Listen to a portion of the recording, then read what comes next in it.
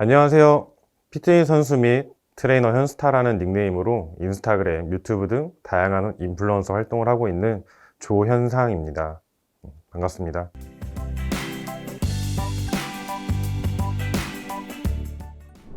저는 14살부터 크로스컨트리 스키 엘리트 선수 생활을 10년간 지내며 은퇴 후 중학부 스키 코치로 활동을 하다가 군 전역 후에 제2의 인생을 다시 살고 있습니다. 오늘 여러분들에게 강사라는 명칭보다는 운동 선배로서 인생을 조금 더 앞서간 인생 선배로서 여러분들이 현실적으로 와닿고 충분히 공감할 수 있는 내용들을 통해 특강을 진행해 보려 합니다.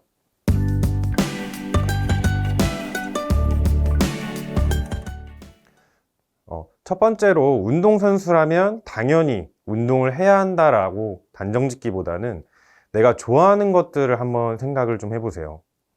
저도 선수 시절 때는 무조건 운동에만 전념하고 내 인생은 운동이 전부야 라고 생각했던 것 같아요. 근데 시간이 지나고 나니 그렇지 않더라고요. 지금 현재 스포트라이트를 받는 선수가 있는가 하면 그렇지 못한 선수들도 분명히 있습니다. 지금 스포트라이트를 받는 선수들이 시간이 지나서도 그대로 그 명성을 떨치는 경우가 대부분이에요. 그렇지 않던 선수들이 시간이 지나서 재조명을 받기까지는 엄청난 노력과 시간이 필요로 합니다. 물론 지금도 그 누구보다 열심히 노력하고 열심히 하고 있지만 세상이 야속하게도 그게 내가 아닐 수도 있는 거잖아요. 제 얘기는 지금 가진 야망을 갖고 노력은 포기하지 않고 하되 꼭 그 길이 아니더라도 내가 즐길 수 있는 일들을 하나씩 좀 생각해 보라는 거예요.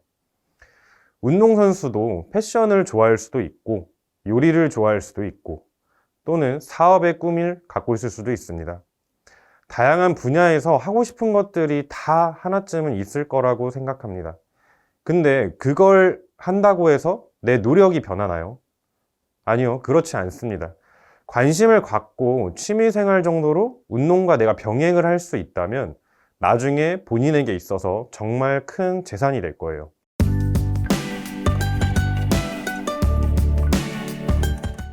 그래서 취미를 증명하자. 네, 팩트만 얘기하면 성과라는 겁니다. 성과라는 건 자격증 또는 그로 인한 어떠한 수익 등이 되겠죠. 저는 은퇴를 앞두고 사실 취미보다는 진로를 위해서 자격증을 준비했습니다. 첫 번째로 대한체력코치협회에서 주관하는 피지컬 트레이닝이라는 자격증인데 그 자격증을 준비하는 과정 중에 있어서 웨이트 트레이닝과 이제 파워리프팅이 있었어요. 근데 이 파워리프팅이라는 게 너무 저한테 재밌는 거예요. 저는 제 종목 특성상 근육이 커지기도 힘들고 근육이 커지면 안 된다는 얘기에 근육을 키우는 건 생각도 못 해봤고 중량을 다룬다는 건 더 생각도 못 해봤는데 전문적으로 배우고 나니까 내가 하는 운동에 따라 막 근육이 커지고 몸이 달라진다는 게 너무 재밌더라고요.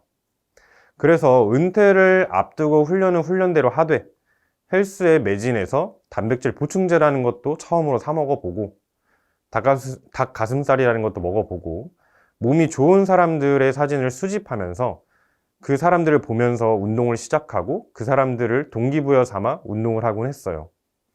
헬스라는 취미가 생기니까 자격증을 따려고 내가 막 책을 찾아서 굳이 시간을 내서 공부하지 않아도 기본적인 지식들이 막 쌓이기 시작했고 그때 당시에 내가 스키 선수로서 갑자기 피트니스 대회나 요즘 유행하는 이제 바디 프로필을 찍기에는 좀 부담스러웠고 전문 지도사 자격증을 준비했습니다.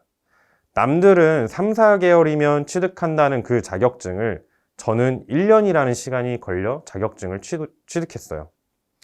이 말은 그땐 단지 취미였다는 거예요. 제가 운동선수라는 본업에 충실하되 가벼운 취미로서 그것들을 단지 증명해보고 싶다는 마음의 준비를 했던 것들인데 그 취미가 이젠 지금 현재 본업이 되어 없으면 안 되는 정말 중요한 자격증이 되었습니다. 여러분들도 가벼운 취미 생활을 하나 정했다면 그 취미를 통해서 성과라는 걸 한번 만들어 보세요. 본업, 운동선수라는 본업이 있으니까 실패해도 부끄러울 것도 없고 낙심할 이유도 없잖아요. 지금부터 가볍게 준비한다면 저처럼 중요한, 정말 본인에게 있어서 정말 중요한 재산이 될 수도 있습니다.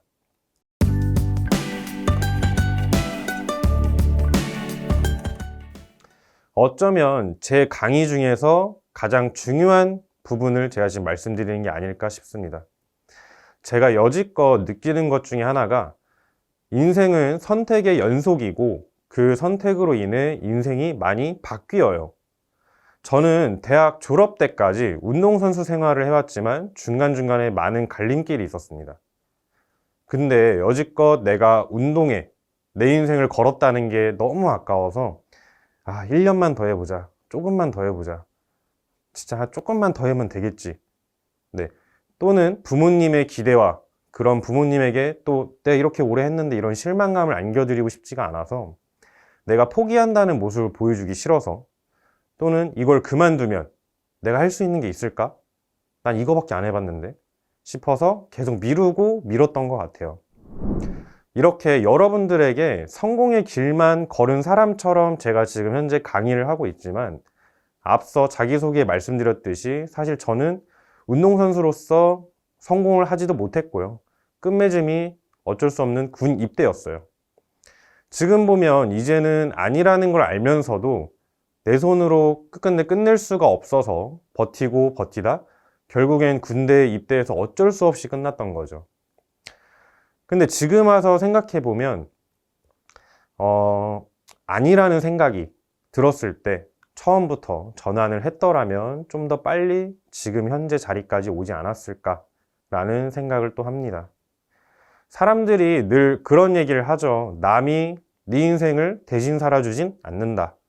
근데 우리는 모순처럼 갈등이 생길 때마다 뭐 부모님이나 친구, 다른 사람들에게 조언을 구하곤 합니다.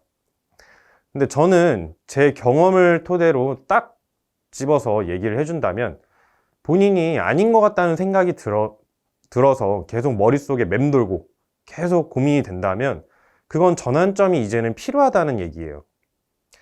자기 자신은 자신이 제일 잘 아니까요.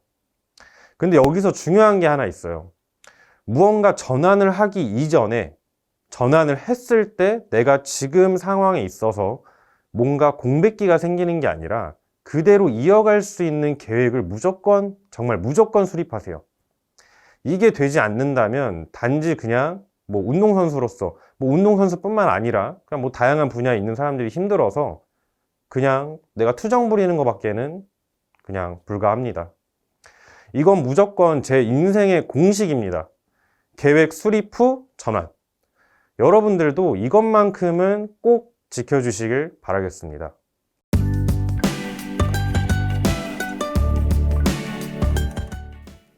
앞서 말씀드린 것처럼 확실한 계획을 갖고 내가 다른 진로를 찾아 전환한다고 무조건 성공을 할까요? 아니요, 또 그렇지도 않습니다. 성공이라는 게 그렇게 쉬운 게 아니에요. 내가 다른 분야로 전환했다면 이 분야에서도 당연히 엄청난 경쟁자들이 있을 거예요.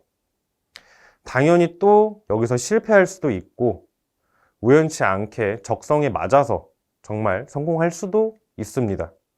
근데 제 이번 강의 주제는 하고 싶으면 일단 해봐입니다.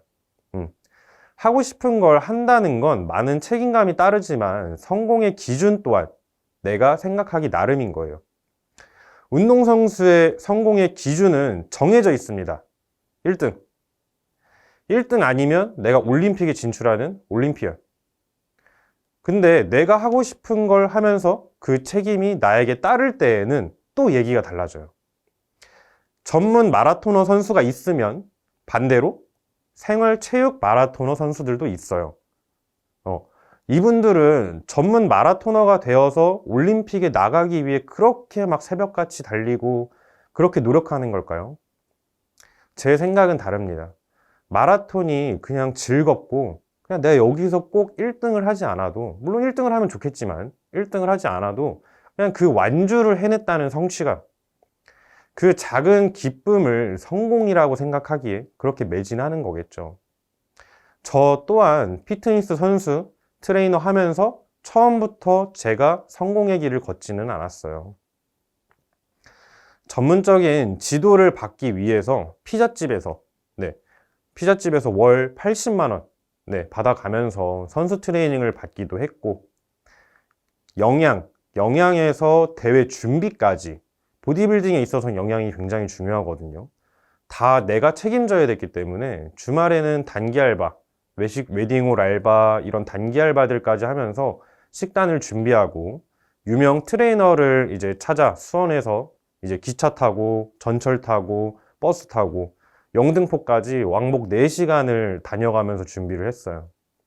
근데 그 과정이 진짜 너무너무 즐거웠습니다, 저한테는. 너무, 지금 제가 하는 얘기가 막 뭐 드라마에나 나올 법한 드라마틱한 얘기지만, 성공의 기준이 다르니까 그 힘든 과정들도 그냥 다 내 열정이라는 생각이 하루하루가 즐거워서 시간 가는지 모르게 준비했었던 것 같습니다. 이처럼 성공의 기준, 실패의 기준은 본인이 정하는 거예요. 내가 진로를 변경한다 한들 실패의 기준이 높으면 실패할 이유도 없는 거고, 성공의 기준이 낮으면 이미 성공을 했을 수도 있는 거예요. 성공의 기준은 낮게 잡되 점점 높이면 되는 거고요. 실패의 기준은 처음부터 높게 잡으면 제 생각에는 이게 확률이 100%이지 않을까 하는 게 제 생각입니다.